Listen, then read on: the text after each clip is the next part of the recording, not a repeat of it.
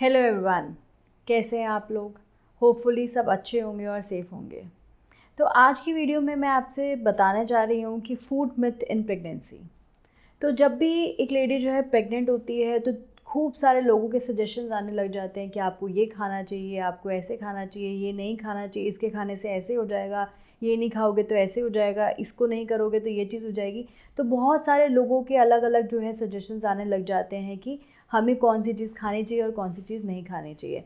और प्रेगनेंसी के खाने को लेकर लोगों के दिमाग में बहुत सारे मिथ हैं जो कि आज तक भी चलते आ रहे हैं। तो चलिए इस वीडियो में वही मैं आपसे शेयर करने जा रही हूँ, फूड मिथ इन प्रेगनेंसी। तो वीडियो को स्टार्ट करते हैं। स्टार्ट करने से पहले एक रिक्वेस्ट करूँगी थी, अगर वीडियो पसंद आए तो लाइक ज़रूर कर देना, चैनल को सब्सक्राइब कर लेना और बेल आइकन को प्रेस कर देना ताकि आने वाली वीडियोज़ आप तक जल्दी से पहुँच जाएँ। तो सबसे पहला मिथ जो आता है प्रेगनेंसी में कि कितना खाना चाहिए, क्वांटिटी ऑफ फूड कितनी होनी चाहिए। तो लोग ये बोलना स्टार्ट कर देते हैं अब तो आप 2 गए हो तो आपको 2 लोगों का खाना है। नहीं जी, ये बिल्कुल ही गलत है।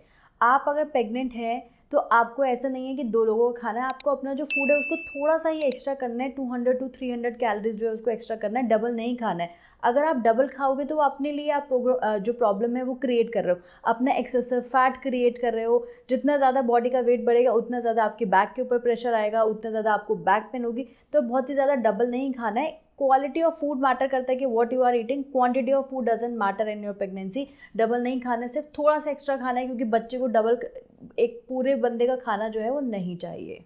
सेकेंड मिथ आता है डेयरी प्रोडक्ट्स। बहुत सारे लोग ऐसे कहते हैं कि दूध तो अच्छा होता है पीने के लिए प्रेगनेंसी में, बट जो दही नहीं खानी चाहिए, दही से आपको ज़ुकाम हो जाएगा, खांसी हो सकती है, आपकी तबीयत ख़राब हो सकती है। तो मैं आपकी इस जो गलतफहमी है इसको दूर कर देती हूँ। दही में जो होता है, कर्ड में प्रोबायोटिक्स होते हैं।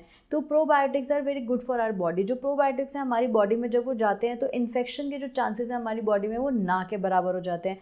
तो प्रेगनेंसी में इन्फेक्शन नहीं हो ये तो बहुत ही अच्छी बात है। तो इसलिए आपको जो दही है, लस्सी है, छाछ है, बट हाँ एक चीज़ ध्यान रखने की, अगर आप लस्सी बना रहे हो या छाछ बना रहे हो, जो भी चीज़ आप बना रहे हो, तो जो आप पानी यूज़ करो, जो वाटर आप यूज़ करो वो बिल्कुल साफ़ होना चाहिए। कि वाटर की वजह से ऐसा ना हो कि अगर पानी आप ख़राब यूज़ कर रहे हो या कहीं बाहर की लस्सी आपने जाके पी ली, उसमें पानी अच्छा नहीं यूज़ किया हुआ था और उससे आपके जो स्टमक में इन्फेक्शन हो गया। तो डेयरी प्रोडक्ट्स खाने में कोई भी एतराज़ नहीं है। आप दही, लस्सी, दूध, छाछ, पनीर, जो आपका मन करे आप वो वाले डेयरी प्रोडक्ट्स को खा सकते हो। अब आती है फ्रूट्स की बारी।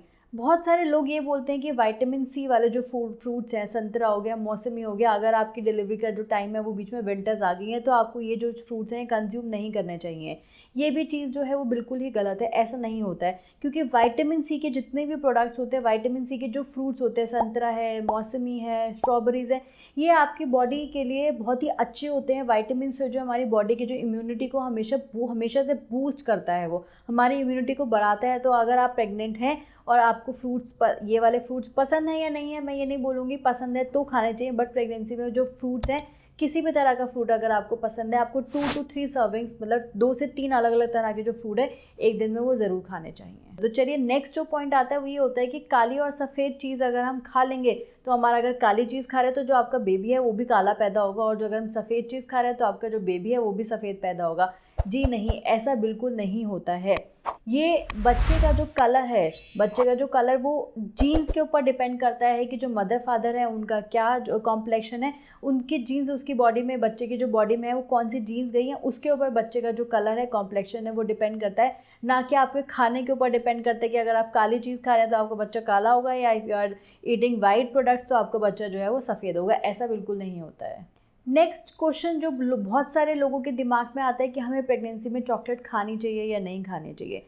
तो देखिए, एक चीज़ हमें प्रेगनेंसी में याद रखनी है कि कोई भी चीज़ अगर आप अदरवाइज़ ऑल्सो अगर कोई भी चीज़ आप बहुत ज़्यादा एक्सेस में कंज्यूम कर रहे हैं तो वो बॉडी को हार्म करती है। और प्रेगनेंसी में तो इस चीज़ का हमें बहुत ही ज़्यादा ध्यान रखना चाहिए। अगर आप चॉकलेट खाते हैं, थोड़ी बहुत चॉकलेट जो है प्रेगनेंसी में आप खा सकते हैं, ना वो आपको हार्म करेगी ना आपके बेबी को हार्म करेगी। बट अगर आप एक्सेस में ही बहुत ज़्यादा चॉकलेट खा रहे हैं तो वो आपके लिए भी ठीक नहीं है और आपके बेबी के लिए भी ठीक नहीं है। तो everything consumed in little quantity is okay with you and with your baby. But अगर कोई भी चीज़ आप एक्सेस में खा रहे हो तो वो जो है वो गलत है, आपको नहीं कंज्यूम करनी चाहिए। नेक्स्ट जो लोगों के दिमाग में मिथ है वो आती है ड्रिंकिंग टी और कॉफ़ी, कि हमें चाय और कॉफ़ी, अगर हम चाय पियेंगे तो जो हमारा बेबी है वो ना काला पैदा होगा। ऐसा नहीं होता है। चाय जो है हमारी बॉडी के लिए अगर मैं आपको बताऊं तो वो नुकसान होती है। प्रेगनेंसी में अगर आप बहुत ज़्यादा चाय पी रहे हैं तो वो आपके लिए नुकसान है। आपको इतनी ज़्यादा चाय की कंजम्पशन जो है वो नहीं करनी चाहिए, क्योंकि चाय के साथ साथ आपकी बॉडी में जो शुगर का इंटेक है, आप जितनी बारी चाय पियेंगे उसमें आप चीनी डालेंगे, जो शुगर का इंटेक है वो भी आपकी बॉडी में बहुत ज़्यादा हो जाता है। एक चीज़ के लिए जो चाय है उसकी कंजम्पशन जो है वो मना करी जाती है, क्योंकि चाय को आप जितना ज़्यादा कंज्यूम करेंगे उतना वो आपकी बॉडी में जो आयरन के एब्जॉर्प्शन है वो धीरे धीरे उसको कम कर देती है। तो इसलिए मना किया जाता है कि प्रेगनेंसी में चाय नहीं पीनी चाहिए, क्योंकि आयरन प्रेगनेंसी में आपके लिए बहुत ज़्यादा ज़रूरी होता है। उसकी जो अमाउंट है आयरन का वो आपकी बॉडी में कम नहीं होना चाहिए। नेक्स्ट आता है केसर खाना। बड़े बुजुर्ग बोलते हैं कि अगर आप केसर खाओगे दूध के अंदर डाल के तो आपका जो बेबी है वो बहुत ही ज़्यादा गोरा पैदा होगा। तो ये भी एक बहुत बड़ा मिथ है। केसर खाने से बच्चे का जो कलर है वो बिल्कुल भी चेंज नहीं होता है। वो आपकी, मैंने पहले भी आपको बताया कि आपके जीन्स के ऊपर डिपेंड करता है कि बच्चे के अंदर जीन्स जा रही हैं वो कैसी हैं, उसके ऊपर उसका कॉम्प्लेक्शन डिपेंड करता है। केसर के अगर आप दूध में 2 स्ट्रैंड्स डाल के खा रहे हो तो हाँ, उसके हेल्थ बेनिफिट्स होते हैं, जिससे आपकी बॉडी में इम्यूनिटी स्ट्रांग होती है, टेस्ट अच्छा हो जाता है। अगर आपको दूध प्लेन पीना पसंद नहीं है तो आप उसमें केसर डाल सकते हो। अगर विंटर्स हैं तो आप उसमें कच्ची हल्दी डाल सकते हो, जो अदरक की तरह हल्दी आती है, आमी हल्दी उसको बोलते हैं, आप वो दूध में डाल सकते हो। दूध में बादाम डाल सकते हो। अगर आपको प्रॉब्लम है कि आपको नींद नहीं आती है और आप प्रेग्नेंट है तो मैं आपको एक छोटी सी टिप देती हूँ। आप क्या करिए, रात को सोते समय आपको हाफ कप ऑफ मिल्क आप पी सकते हो, बट कोशिश करना अगर आप उसमें शुगर नहीं डालें तो उसमें 2 स्ट्रैंड आप केसर के डालिए, थोड़ी सी हल्दी डालो, और जब दूध आप उसको अच्छे से बॉयल करने के बाद आप उसमें 8-10 बादाम को कूट के डाल दो। तो ये जो बादाम है रात को अगर आप दूध में पियोगे तो ये कैफीन की तरह काम करेंगे और आपको बहुत अच्छी और सूदिंग जो स्लीप है वो ज़रूर मिलेगी। इस टिप को आप ज़रूर फॉलो करना और मुझे कमेंट बॉक्स में कमेंट करके बताना कि आपकी नींद में जो है आपको फ़र्क पड़ा या नहीं पड़ा। नेक्स्ट जो चीज़ आती है वो आती है सी फूड। अब देखिए, सी फूड प्रेगनेंसी में ऐसा नहीं है कि आप सी फूड को कंज्यूम नहीं कर सकते, बट बहुत सारी ऐसी फ़िशेज़ आती हैं जिसमें जो मर्करी का कंटेंट बहुत ज़्यादा होता है, तो वो आपको जो है फ़िश को कंज्यूम नहीं करना।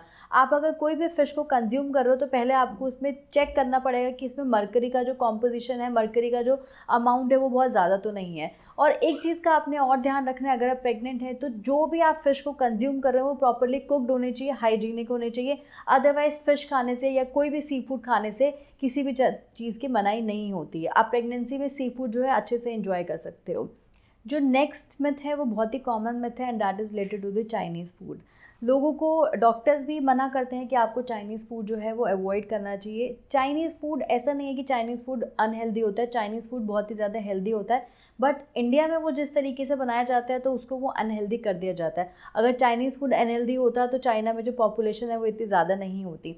और अगर आप देखेंगे जो चाइनीज़ लेडीज़ हैं वो आफ्टर देयर डिलीवरी 1 हफ्ते के बाद they are back to work and they are very much active throughout their pregnancy. तो हम ये नहीं बोल सकते कि जो चाइनीज़ फूड है वो अनहेल्दी होता है। हमारी कंट्री में जो चाइनीज़ का जो वर्जन है, जिस तरीके से चाइनीज़ फूड बनाया जाता है उसको अनहेल्दी कर दिया गया है। उसमें अजीनोमोटो डाल के, MSG डाल के, खूब सारा विनेगर, सोया सॉस डाल के उसको अनहेल्दी बना दिया जाता है। तो अगर आपको चाइनीज़ फूड खाने का मन है तो आप उसको घर में बना सकते हैं, या फिर आप किसी ऐसे रेस्टोरेंट में जाके उनको रिक्वेस्ट कर सकते हैं कि जो भी ख़राब इंग्रेडिएंट्स होते हैं, अजीनोमोटो हो गया, MSG हो गया या विनेगर हो गया, वो उसको नहीं डालें और आपको बिना उन चीज़ों के चाइनीज़ फूड जो है वो बना के दे दें। नेक्स्ट आती है वेजिटेबल्स के बारे में।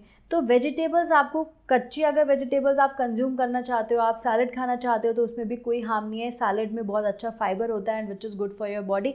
एनी हाउ प्रेगनेंसी में तो बहुत अच्छा होता ही होता है फाइबर को कंज्यूम करना, और अदरवाइज़ भी अगर आप प्रेग्नेंट नहीं है तो भी जो सैलड है वो खाना बहुत ही हमारी बॉडी के लिए बहुत ही अच्छा होता है। बट एक चीज़ का आपको ध्यान रखना है, जब आप सैलड को कंज्यूम करोगे, जो आपने वेजिटेबल्स आप खाने जा रहे हो, जो सैलड में आप यूज़ कर रहे हो, वो अच्छे से प्रॉपरली वॉश्ड होनी चाहिए, वो क्लीन होने चाहिए। अगर वो प्रॉपरली वॉश नहीं है, क्लीन नहीं है, तो आपको इन्फेक्शन होने के थोड़े से चांसेस हो सकते हैं। अब नेक्स्ट जो चीज़ आती है, ये हमारी पंजाबी फैमिलीज़ में बहुत ही ज़्यादा कॉमन है, वो आता है देसी घी। अगर पंजाबी फैमिलीज़ में देखें तो वो लोग ये बोलते हैं कि आपको 1 कनस्तर जितना जो है पूरी प्रेगनेंसी में जो है वो देसी घी खाना पड़ेगा, बट ऐसा नहीं होता। Desi ghee is not adding any good thing to your body, but सिर्फ और सिर्फ आपकी बॉडी में जो है वो फैट कंटेंट जो है वो इंक्रीज़ कर रहा है, और देसी घी खाने से आपकी बॉडी को कुछ अच्छा जो है वो नहीं मिल रहा है, ना ही आपके बेबी को मिल रहा है। तो जो नेक्स्ट चीज़ आती है वो आती है ड्राई फ्रूट। प्रेगनेंसी में अगर आप ड्राई फ्रूट कंज्यूम कर रहे हो एक लिमिटेड क्वांटिटी में तो that is good for your body, but excess में आपको बहुत ज़्यादा जो ड्राई फ्रूट्स है उसकी कंजम्पशन नहीं रखनी। 8-10 बादाम, 2 अंजीर, अखरोट आप कंज्यूम कर सकते हो। जो काजू होते हैं उसमें फ़ैट कंटेंट बहुत ज़्यादा होता है, तो उसको अगर आप चाहो तो अवॉइड कर सकते हो। एक चीज़ मैं आपको एक छोटे से टिप और देती हूँ इस वीडियो में। अगर आपकी प्रेगनेंसी के बीच में ऐसा सीज़न आ जाता है जो मैंगो वाला सीज़न होता है, और अगर आप 1 मैंगो पर डे खाते हो तो that is very good for your body and for your baby. ऐसा नहीं है कि जो मैंगो है वो गर्म होता है और आपको नहीं खाना चाहिए। अगर यू विल बी लकी, अगर आपके प्रेगनेंसी के बीच में मैंगो का सीज़न आ जाता है तो आपको एक मैंगो जो है वो रोज़ खाना चाहिए। मैं ये नहीं बोल रही हूँ 6-7 मैंगो खा लो तो obviously that will harm to your body, but अगर आप 1 मैंगो पर डे खा रहे हो तो that will be good for your body. The last thing is I tell you about cheese cheese की जो कंजम्पशन है वो भी आपको आप ले सकते हो। That is not bad for your body, but आपको एक चीज़ ध्यान रखनी है कि जो आप चीज़ खा रहे हो वो जो चीज़ है वो पैस्चराइज होनी चाहिए। अनपैस्चराइज जो आपको चीज़ नहीं खानी है। तो अगर आप दूध भी ले रहे हो तो कोशिश करना जो आप मिल्क पीते हो वो मिल्क जो है वो पैस्चराइज होना चाहिए। अगर आप पैस्चराइज मिल्क ले रहे हो तो दूध से होने वाला जो इन्फेक्शन है आप उससे बचे रहोगे कि वो इन्फेक्शन नहीं होगा। तो होपफुली आपको जो ये मैंने टिप्स दिए हैं वो आपके हेल्प करेंगी। और आज की वीडियो के लिए इतना ही। मिलते हैं नेक्स्ट वीडियो में।